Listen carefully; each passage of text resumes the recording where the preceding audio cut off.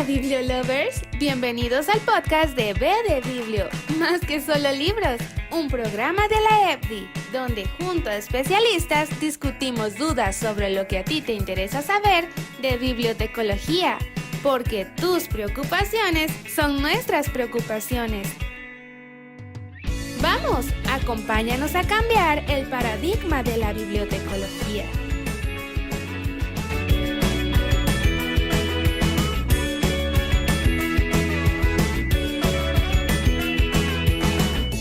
Episodio 14. Resguardando el patrimonio bibliográfico. Preservación, conservación y restauración. Hola, yo soy Lucía. Hola, yo soy Juan Ignacio. Y esto es B De de Biblio, Biblio, más que solo libros.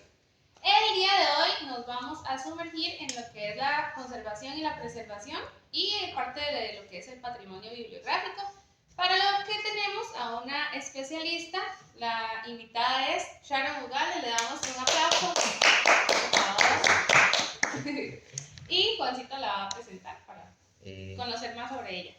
Ok, bueno, Sharon Ugalde es bibliotecóloga, antropóloga, gestora de información, conservadora y restauradora. Ella estudió en una universidad de Barcelona y en la Universidad Nacional. Ella ha trabajado en diversas bibliotecas escolares y centros de restauración de patrimonio documental y cultural. Ha colaborado con el Museo Nacional y el Archivo Nacional de Costa Rica. Además, se ha desempeñado como docente de la Universidad Nacional y la Universidad Estatal a Distancia, donde ha sido académica, tutora y lectora de trabajos. También se ha capacitado en talleres de restauración, conservación de cerámica y documentos y bienes culturales antiguos y modernos. Actualmente se desempeña como académica en la Universidad Nacional, es encargada de la biblioteca infantil y hace restauraciones de forma independiente. ¿Cómo está, profe? Muy bien, gracias. Muchas gracias por invitarme. No, con gusto. Profe, para comenzar, digamos, viendo lo que es este tema de conservación y preservación y patrimonio bibliográfico con sus propias palabras, ¿usted cree que nos podría explicar y al público qué es el patrimonio bibliográfico y qué se considera patrimonio? Ok, claro. Cuando hablamos de patrimonio documental como tal, estamos hablando de que se trata de una amplia gama de posibilidades en el sentido de que no estamos incluyendo solo lo que serían libros. Estamos hablando de muchos tipos de registros inscritos, ya sean textuales o no textuales. Es decir, estamos incluyendo los más clásicos, ¿verdad?, que tal vez conocemos y asociamos más al patrimonio documental, libros, documentos de archivo, etcétera. También estamos incluyendo fotografías, registros sonoros, audiovisuales. Todo eso podría ser considerado patrimonio documental. Tal vez hace muchos años se consideraba un poco que el patrimonio documental eran aquellos libros, por decirlo de alguna manera, raros, ¿verdad? Que tal vez se consideraba que eran patrimonio porque se les consideraba valiosos, es decir, se les daba más un valor económico. Es una noción que ya no se maneja porque lo que sería patrimonio documental tendría más que ver con su parte histórica, con el contexto, es decir, patrimonio documental puede ser para una institución o para una persona, ¿verdad? Creo que todos en la casa probablemente tenemos documentos, fotografías familiares, históricas, que tal vez no son patrimonio documental a nivel del país, pero lo son para nosotros. Entonces es una gama muy amplia y, como les digo, va a depender bastante del contexto en el que se encuentran. También, cuando hablamos de patrimonio documental, es importante considerar que cuenta con dos variables. Podría ser patrimonio documental por el componente de información, es decir, por el contenido de lo que trata ese documento, o por el soporte. Es decir, también podríamos estar hablando inclusive de papiros, ¿verdad?, del antiguo Egipto, que serían patrimonio no solo por lo que tienen escrito, sino también por el soporte con el que cuentan. Exactamente. Hablando del patrimonio, ¿cómo se deberían manejar y conservar todas estas colecciones especiales como libros incunables o encuadernaciones artísticas en las bibliotecas? O sea, ¿qué se debe hacer? Bueno, ahora que mencionas lo del programa de Memoria del Mundo, eso también les quería comentar que sí, exacto, ha abierto muchísimo las posibilidades. Inclusive ahorita también estamos hablando de patrimonio documental digital, que ni siquiera nace de forma física como papel, ¿verdad?, sino que ya directamente nace como un documento digital y ya se le puede considerar patrimonio. Entonces sí, es un tema bastante amplio. con respecto a la conservación de documentos físicos como tales, lo primero que yo siempre pienso que una biblioteca tiene que determinar es si lo que quieren conservar, tal vez va a sonar un poco extraño, pero si lo que quieren conservar vale la pena conservar. O sea, tener muy claro qué es lo que yo quiero conservar y por qué. ¿Por qué les digo esto? Porque conservar es una tarea que implica muchísimo tiempo, implica recursos, ¿verdad? Entonces, si no tenemos muy claro qué queremos conservar y tratamos de conservar absolutamente todo, es bastante inmanejable. Es algo que creo que ninguna biblioteca, inclusive en Europa u otros espacios donde tal vez cuenten con un poco más de recursos, creo que ni ellos podrían manejar. Querer conservar absolutamente todo y tampoco es factible. Entonces, en primer lugar, es determinar qué quiero conservar, ¿verdad? Pensando más a largo plazo y por qué lo quiero conservar. En ese sentido, si ya lo tengo bastante claro, entonces realmente la idea es enfocarse en la conservación preventiva antes que tener que llegar a procesos de restauración, porque es muchísimo más factible y muchísimo más económico tener los documentos bien conservados que tener que restaurarlos, porque eso implica un montón de temas más, implica tener personal capacitado para realizar estas labores, implica tener los materiales adecuados para realizar bien estas labores, implica el tiempo que toma, que restaurar es bastante lento en ese sentido. Entonces es un poco enfocarse más en la parte de conservación preventiva. Y también algo que tal vez le pasa mucho a las bibliotecas es que tratan de adoptar ciertos estándares que no aplican para nuestro país, ya sea por condiciones climáticas o por la realidad de los recursos con los que cuentan en la biblioteca. Entonces creo que también hay que un poco adaptarse a lo que tenemos y a con lo que contamos, ¿verdad?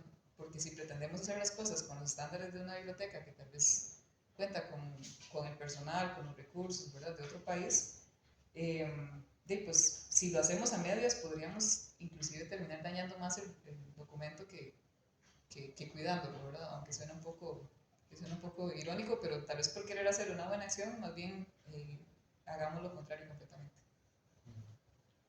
Y, profe, ¿cuáles pueden ser esos criterios que se utilizan para determinar qué obras patrimoniales deben recibir como ese esfuerzo de conservación y preservación física? Ok, como les decía, eso va a depender muchísimo del contexto. Antes, lo que hablábamos antes, se iba mucho como por una cuestión estética. Mira qué libro más bonito. Entonces voy a conservarlo porque está muy bonito. O porque está encuadernado, precioso, y ¿verdad? Podría ser una razón, pero no necesariamente por eso tengo que conservarlo yo. No es solo dejarse ir por esa parte solo estética o antiguo. También a veces se cree que todos los libros que son muy viejos, ya por ser viejos, entonces tengo que conservarlos. No necesariamente, ¿verdad? Tampoco estoy diciendo que por ser viejo no tienen importancia, pero más bien el tema es centrarse en la biblioteca en la que estoy y decir, bueno, mira, este libro sería importante conservarlo porque, ¿verdad? Digamos, porque si estoy en una biblioteca, inclusive veamos las niveles del MEP, mira, este documento me habla de la creación de esta escuela, ¿verdad? Podría considerarlo un documento importante. Para esa escuela, sí, claro, es un documento que me habla de la creación de la institución como tal, es un documento con nivel patrimonial para esa institución. ¿Verdad? Que si me habla, qué sé yo, de temas que no hay en ningún otro libro, entonces ya tal vez analizo un poco, bueno, ¿será que este libro está en la Biblioteca Nacional? ¿No está? ¿Será que más bien inclusive yo debería dárselo a la colección de la Biblioteca Nacional? ¿Verdad? Entonces hay muchísimos criterios, ¿verdad? De antigüedad, estéticos, sí se pueden considerar, contextuales, históricos, entonces realmente lo que nos va a decir hay o no hay que conservarlo es un poco ubicarnos en dónde estamos y analizar un poco el libro en su contexto como tal. Y bueno, no sé, cuando se tiene la pregunta de la diferencia entre conservación y preservación, es que no me acuerdo si, Bueno, sí. si la teníamos. Sí, digamos, antes de... pues, sería como también importante como ver esto de las diferencias entre conservación, restauración y preservación, ¿verdad? Porque realmente, o sea, son conceptos que a veces como que se... Es que nos hacen como, nos han hecho como, por ejemplo, en el curso que llamamos de patrimonios, nos han dicho que conservación y preservación son diferentes, pues como que tienen diferentes líneas. Y en otros lugares vemos como que se dice como que es lo mismo, entonces teníamos como la duda de saber si es lo mismo o no, para de una vez ya tenerlo claro aquí. Realmente es un tema de traducción y de corrientes teóricas. Entonces, cuando hablamos de este tema, hay dos grandes líneas o dos grandes corrientes teóricas. En primer lugar, la anglosajona, que en la anglosajona tenemos dos conceptos, que sería por un lado preservación, que estaríamos hablando de la parte más preventiva, ¿verdad? Con los acervos, con documentos, etc. Y tendríamos la otra parte de conservación, que ellos se refieren específicamente ahí a la parte de restaurar, ¿verdad? De activamente realizarle cambios al documento para poder tenerlo más tiempo, ¿verdad? En buen estado. Y la otra corriente sería la latina.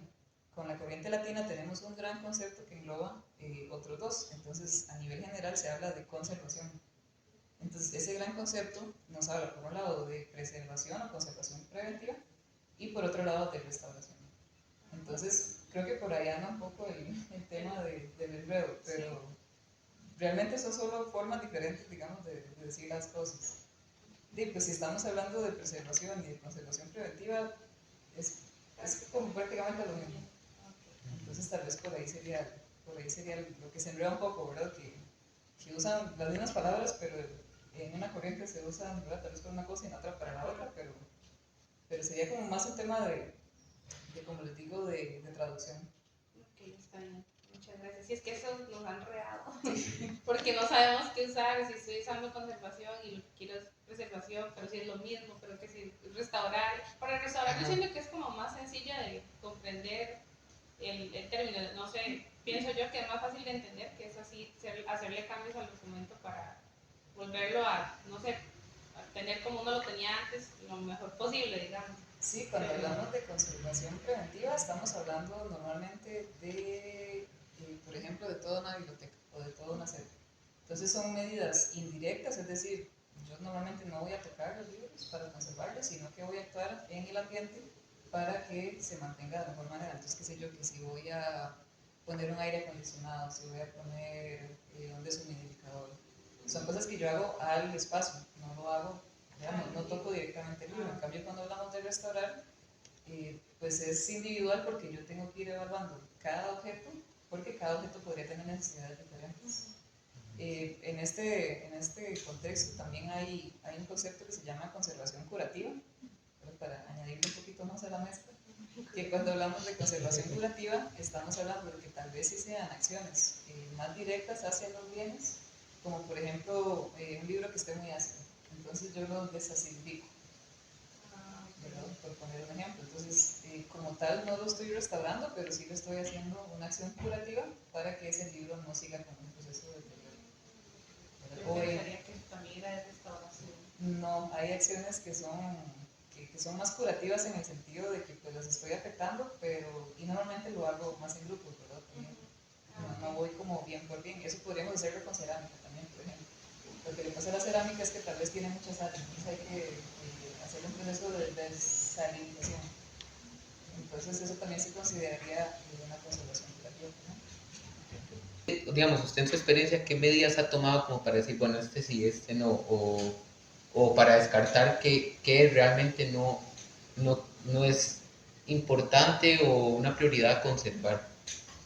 Ok, en ese caso, creo que es tal vez iniciar un poco en el punto que les comentaba antes de contextualizarme yo específicamente en mi unidad y un poco en mi realidad también, ¿verdad? Porque, como les decía, es imposible conservar el 100% de una colección que no sea, qué sé yo, una colección histórica o ya un lugar que sea solamente para conservar documentos. Si estamos hablando de una colección con cualquier tipo de uso, ¿verdad? Una biblioteca escolar, una biblioteca universitaria, que pues, tal vez quieren conservar sus documentos, pero ese no es el objetivo principal, digamos, de esa unidad de información. Es un poco como les digo, hay que sacar el rato y hacer el inventario, un inventario bastante consciente de qué es lo que tengo, de por qué podría considerar yo que es importante según mi contexto, según el tipo de información, considerar estas características que les decía, bueno, si lo estoy pensando por su antigüedad, por el soporte, por la estética, por la historia, ¿verdad? Porque estoy yo tal vez analizando que la colección podría ser importante o un documento en especial. Y también muy importante en este sentido, lo que se recomienda muchísimo es hacer como ese barrio, digamos, de colección, y los documentos que yo ya identifiqué y que ya sé que para mi institución o para a nivel comunitario, a nivel país, etcétera, son importantes. En la medida de lo posible siempre se recomienda ponerlos aparte, no necesariamente aparte de, ¿verdad? En el sentido de esconderlos al público, porque tampoco es la idea, pero sí aparte como para tenerlos un poquito más monitoreados, poder establecer cuestiones de préstamo, por ejemplo, o tal vez, ¿verdad? Poder tenerlos un poquito más vigilados. Y como les digo, muy, muy importante también no intentar tal vez aplicar estándares solo por aplicarlos, porque algo que pasa muchísimo acá en Costa Rica es que tal vez la gente como que por querer hacer un bien ya asocia que, bueno, las bibliotecas ocupan tener aire acondicionado, ¿verdad? Y ponen aire acondicionado. Pero ¿qué es lo que pasa? Que entonces tal vez el presupuesto solo me permite ponerlo de lunes a viernes y de 8 a 5 cuando estamos trabajando. Y si nos vamos a vacaciones lo quito. Y en la noche lo quito. Y tal vez un día me dicen que está llegando el recibo muy caro, entonces no lo pongo tanto.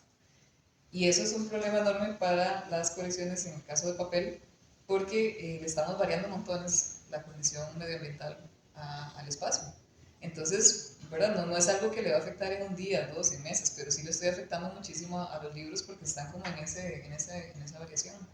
También, de paso, cuando estoy usando aire acondicionado, yo debería usarlo en conjunto con un deshumidificador y debería usar ciertos rangos, ¿verdad?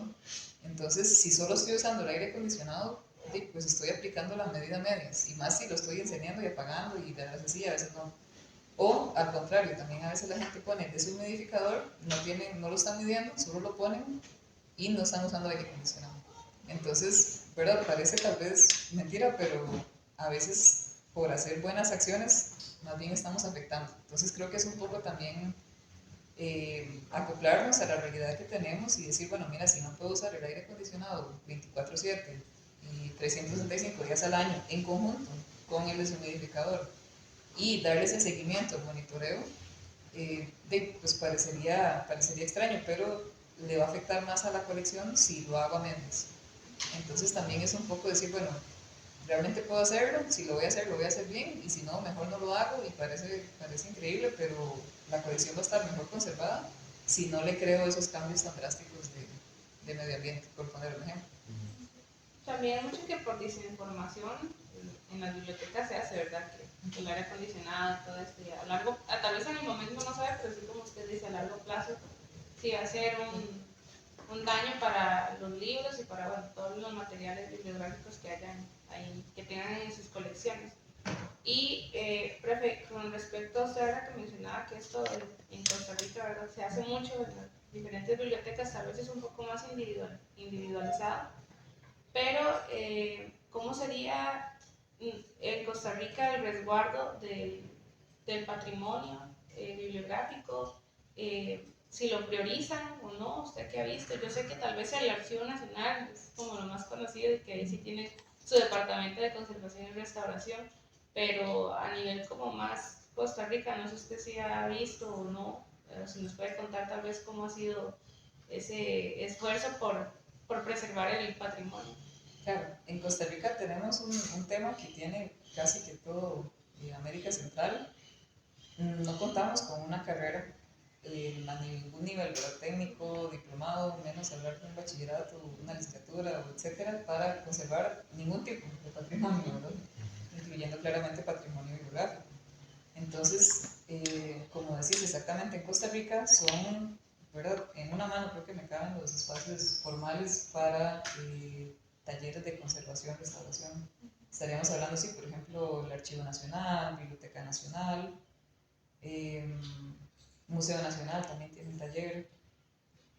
Tal vez haya uno que otro más, menos de 5 definitivamente. Y no es como que los abran todo el tiempo, digamos, tampoco.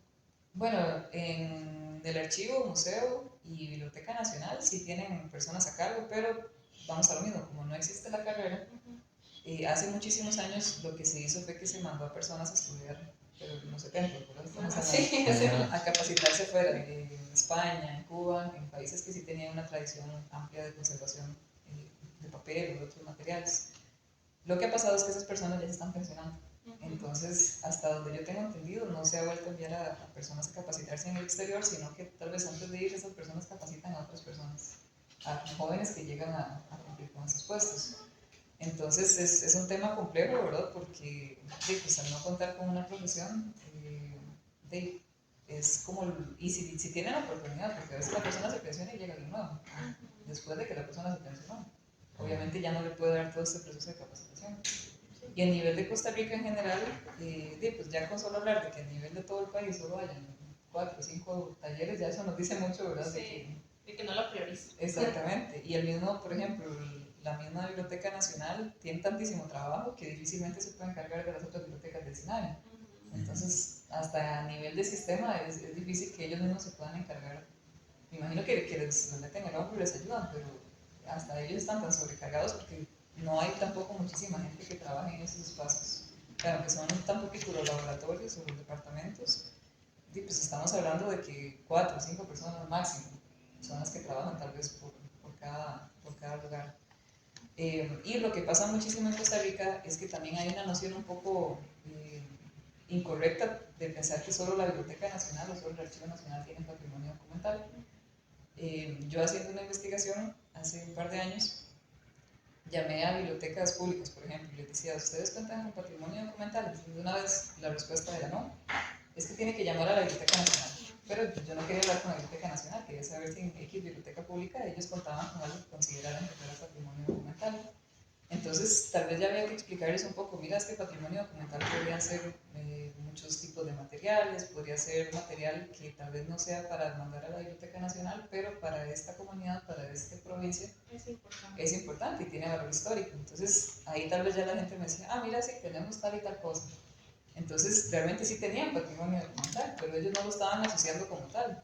Nada más lo veían como así, tal vez tenemos ahí un libro o una colección que es de historia, pero no lo estaban conceptualizando como algo de patrimonio documental propio.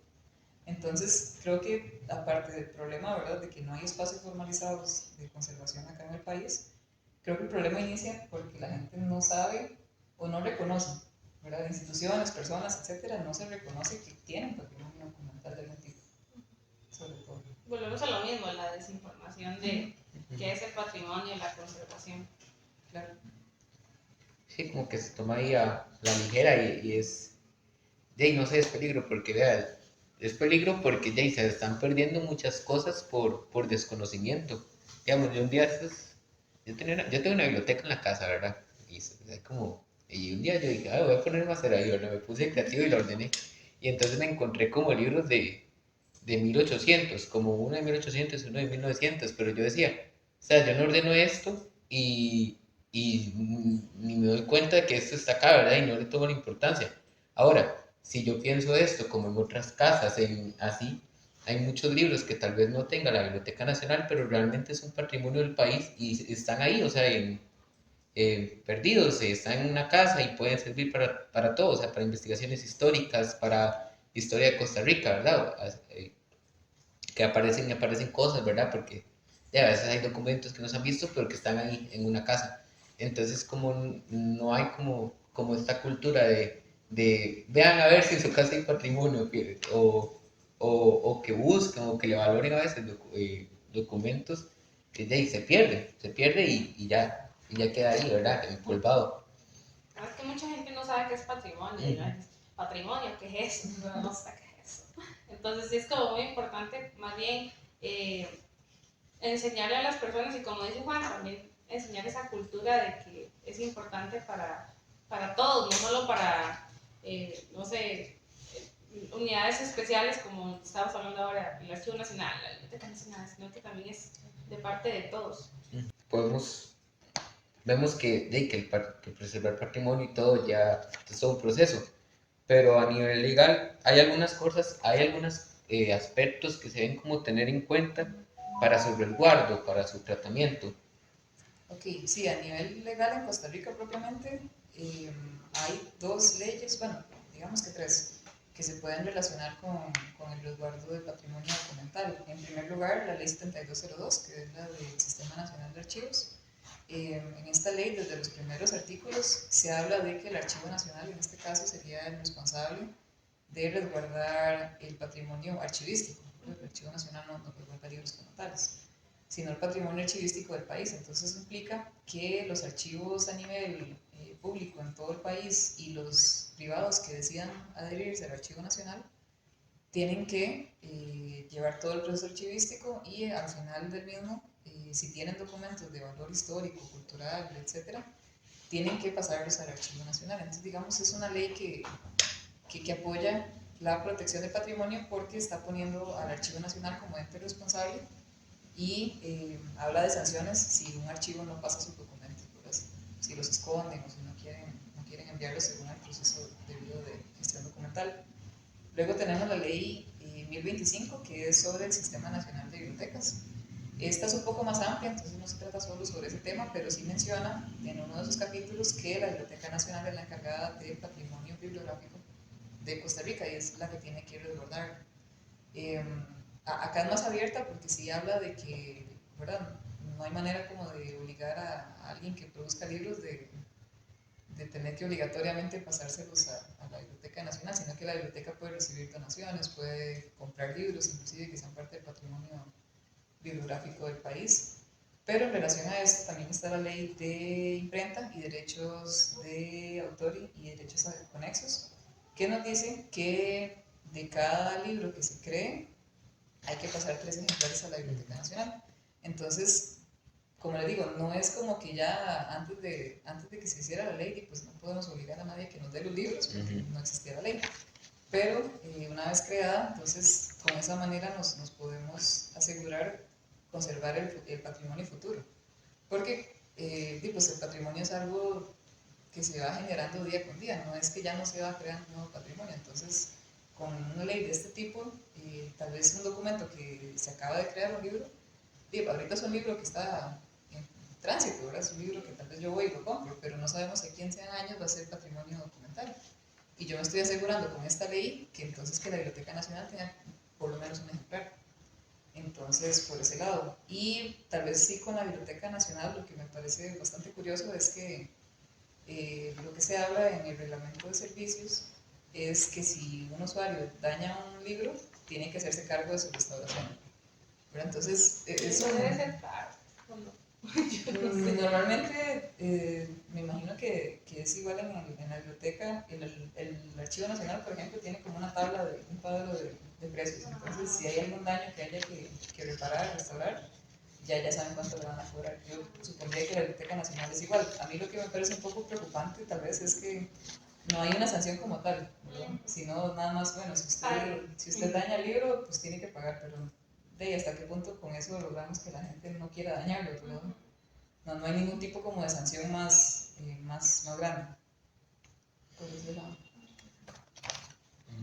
Bueno, ya para ir como terminando, nosotros también le habíamos dado como este enfoque tecnológico, como a la digitalización y todo eso del patrimonio. Entonces, Creo que vamos a tener que cambiar el nombre del episodio. Es que el nombre del episodio está más enfocado en preservación digital, pero como que lo llevamos más hacia la parte física, no la digital. Pero digamos, para abordar un poquito la parte de la preservación digital, porque usted ha contado o ha participado más bien, o ha escuchado de algún proyecto exitoso de preservación digital, o qué nos puede contar un poquito al respecto. Ok, de preservación digital, tal vez algunas tendencias que se han estado marcando sería, en primer lugar, la parte del escaneo, que si estamos hablando de patrimonio documental o si ya son libros o del tipo que sea que no están en buen estado, tengo que contar con un sistema que me permita digitalizar, que es parte vital del patrimonio digital, ¿verdad? Tenerlo accesible a las personas. Un sistema que me permita hacerlo sin dañar el libro físico o el documento, ¿verdad? Entonces se habla mucho de los escáneres planetarios, que son como un domo, digamos, entonces me permiten a mí escanear con grandísima calidad y sin dañar el documento físico. ¿Esos fueron como los que nos enseñaron en el Archivo Nacional? Correcto. Sí, esos eran más como un escáner así, los que les digo son como un domo, entonces uno coloca el documento por dentro. Con esta parte también se ha fortalecido muchísimo lo que son los repositorios digitales como manera de conservar este patrimonio y voy al mismo punto, hacerlo disponible a las personas.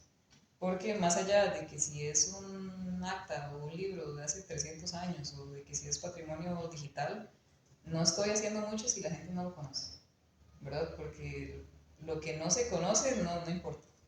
Eso me lo había dicho un profesor hace años, que si la gente no lo valoriza, de, pues qué es lo que va a pensar una persona, de, ¿para qué estoy yo pagando impuestos o lo que sea para tener ahí un montón de trapos viejos o de libros o de hojas viejas resguardados y para qué tanto cuidado y para qué pagarle a alguien, ¿verdad? Entonces, es una parte bastante importante de la conservación del patrimonio en cualquier soporte que esté conversando, ¿verdad? Cualquier tipo de patrimonio, inclusive. Hacer que la gente lo conozca, que lo valorice, que entienda por qué es importante, por qué es su patrimonio, ¿verdad? Porque a fin de cuentas no es solo mío, sino que por qué sería patrimonio de una nación, por poner un ejemplo.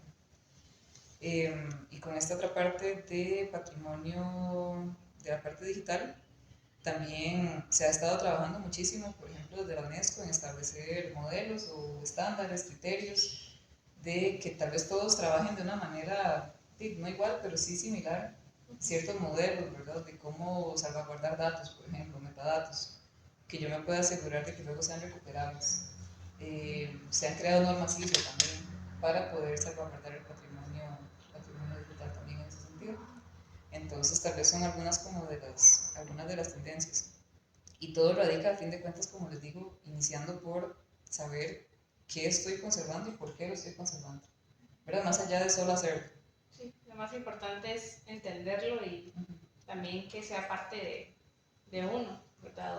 O de la institución en la que está o del país en el que está, que también es muy importante. Y gracias a que también han hecho esfuerzos la UNESCO con sus programas y todo, yo siento que, bueno, al menos yo no conocía el programa, ¿verdad? Hasta después fue que lo conocimos y siento como que sí es algo que a nivel mundial, como que sí se ve, digamos, esos esfuerzos que se han hecho por ahora. Esperamos que siga creciendo.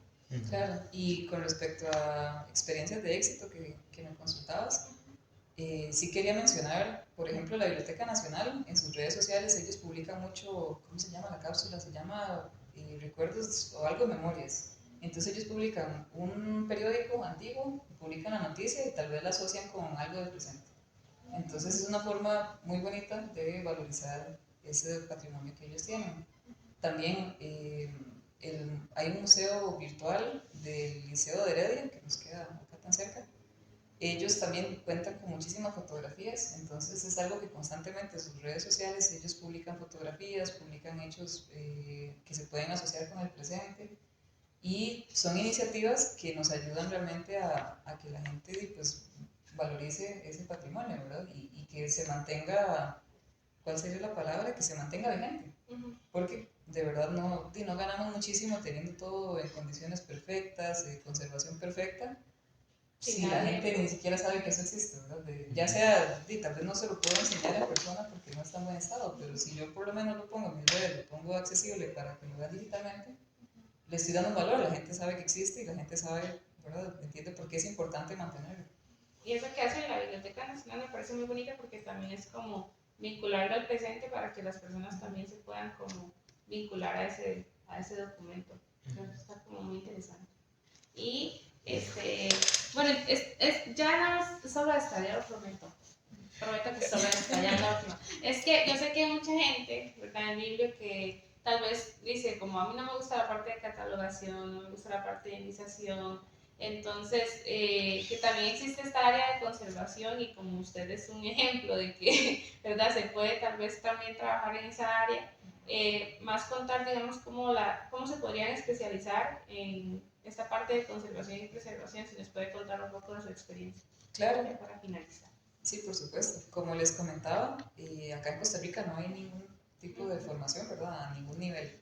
Me parece que a nivel de Centroamérica tampoco. Creo que en Honduras, si no me equivoco, hay como una licenciatura de conservación, pero general.